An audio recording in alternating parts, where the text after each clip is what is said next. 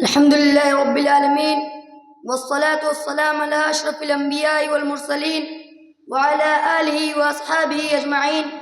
أما بعد، رئيس الحفل الموقر وإخواني في الله، السلام عليكم ورحمة الله وبركاته. أريد أن ألقي أمامكم كلمات حول موضوع شكر الناس.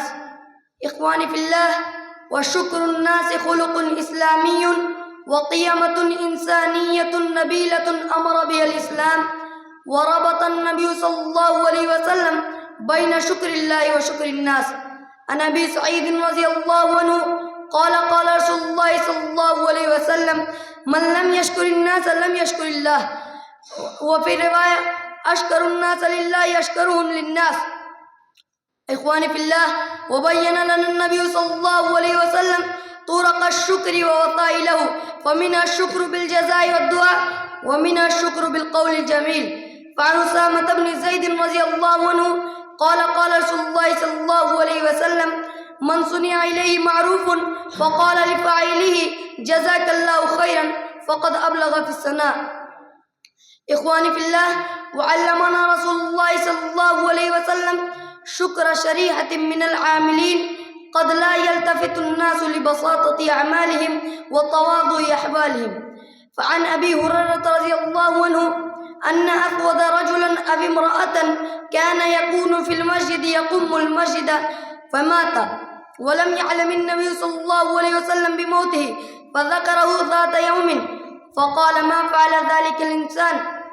قالوا: مات يا رسول الله. قال: فلا أذنتموني؟ قالوا: إنه كان كذا وكذا قصته. قال: فحقروا شأنه. قال: فدلوني على قبره. فأتى قبره وصلى عليه. إخواني في الله، وكان رسول الله صلى الله عليه وسلم يتفقد أحوال الذين يعملون معه فيكرمهم ويدعو لهم، وقد دعا لخادمه أنس بن مالك رضي الله عنه بخير الدنيا والآخرة: اللهم ارزقه مالا وولدا وبارك له فيه. إخواني في الله، وإذا كان الشكر للناس أمر به الشرع فقد جعل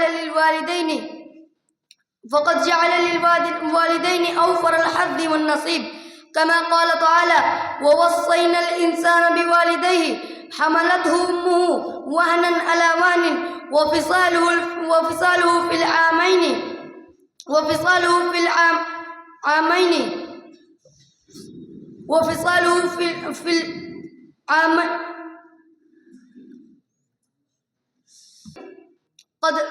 قد لا يلتفت الناس لبساطة أعمالهم وتواضع أحوالهم. وفي الختام: اللهم أعنا على ذكرك وشكرك وحسن عبادتك، وارزقنا حسن القول والفعل. وصلى الله على نبينا محمد وعلى آله وصحبه أجمعين. أما بعد.